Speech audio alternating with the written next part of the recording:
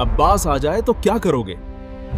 यकीनन अगर अब्बास मैदान में आ जाए तो सब के सब उसे देखकर ही मर जाओगे। लेकिन सवाल ये है, आखिर ऐसा क्या था अब्बास बिन अली में कि उनका नाम ही दुश्मनों के लिए मौत बन गया? चलिए आज हम जानते हैं इसी वाकये को। क्या तुम जानते हो कि जिस शख्स को करबला में जंग की इजाजत तक नहीं मिली, उसी के नाम से यजीदी फौज की रूह कांपती थी? अब्बास।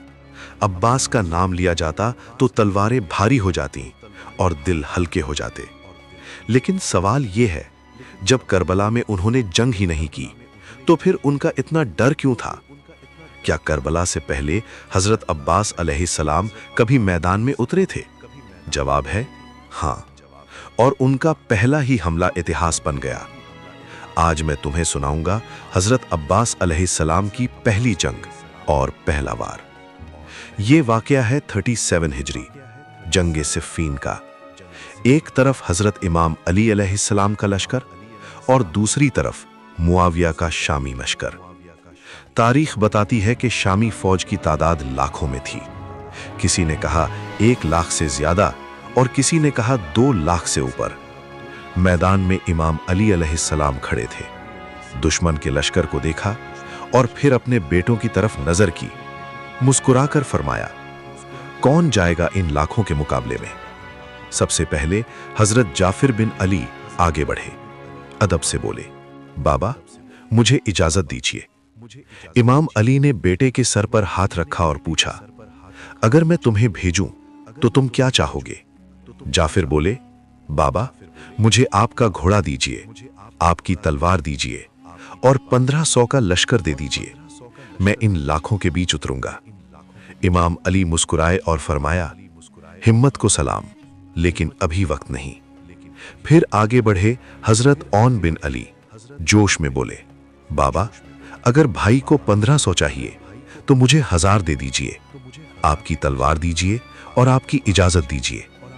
इमाम अली ने उनकी भी हिम्मत को सराहा और फरमाया, तुम दोनों अली के बेटे हो, लेकिन अभी अल्लाह का हुक्म कुछ और है।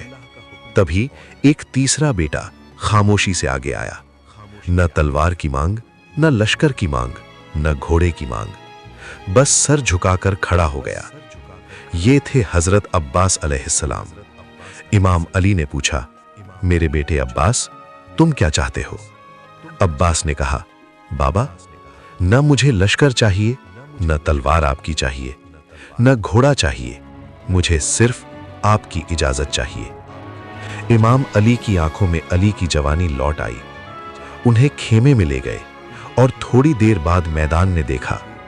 अब्बास के सर पर अली का अमामा, कंधों पर अली की चादर। इमाम अली ने अपने हाथों से अब्बास को घोड़े पर बैठाया।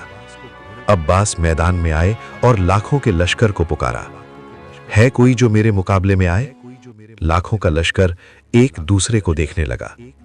इसी लश्कर में कुछ लोग आपस में कहने लगे, ये तो अली का बेटा है, अगर खुद अली मैदान में आ जाएं तो क्या करोगे? दूसरे ने कहा, अली अगर मैदान में उतर आए तो यकीनन उन्हें देखकर ही हम मर जाएंगे। तभी लश्कर से एक मशहूर पहलवान निकला।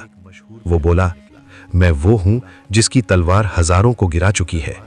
अरब की माएं मेरे नाम से बच्चों को सुलाती हैं। फिर बोला, तू कौन है? इतना छोटा होकर इतने बड़े लश्कर को ललकार रहा है। अब्बास ने इत्मीनान से कहा, पहले तू अपना नाम बता। उसने अपना डरावना तारुफ किया और फिर कहा, अब तेरा नाम क्या है? अब्बास बोले, मैं अली का बेटा हूं। ये सुनते ही उस पहलवान का चेहरा उतर गया। उसने कहा, क्या तू पहली बार लड़ने आया है?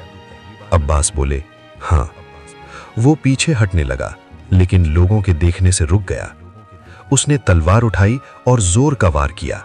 अब्बास हट गए। दूसरा वार किया, अब्बास ने रोक लिया। फिर अब्बास ने उसे पकड़कर जमीन पर दे मारा। उसके सीने पर पैर रखकर बोले, हमारे घर में कोई छोटा बड़ा नहीं होता, सब अली होते हैं। फिर अब्बास पीछे हट गए और बोले, उठ, मैं तुझे एक और मौका देता हूं। पूरा लश्कर सन्न था। वो उठा, अपनी सारी ताकत इकट्ठा की और पूरी जोर से वार किया। अब्बास ने धीरे से तलवार निकाली اور ایک ہی وار میں اس کا کام تمام کر دیا۔ میدان میں خاموشی چھا گئی۔ پھر شامی لشکر میں خلبلی مچ گئی۔ لاکھوں کا لشکر پیچھے ہٹنے لگا۔ کسی نے کہا اگر ایک ہی حملہ ایسا ہے تو پوری جنگ کیا کرے گی؟ اور یہی ڈر سالوں بعد کربلا تک پہنچ گیا۔ اسی لیے یزیدی فوج جانتی تھی کہ اگر عباس میدان میں اتر گئے تو تلواریں نہیں، حوصلے ٹوٹیں گے۔ اور اسی وجہ سے عباس بنا لڑے ہی دشمن پر بھاری تھے۔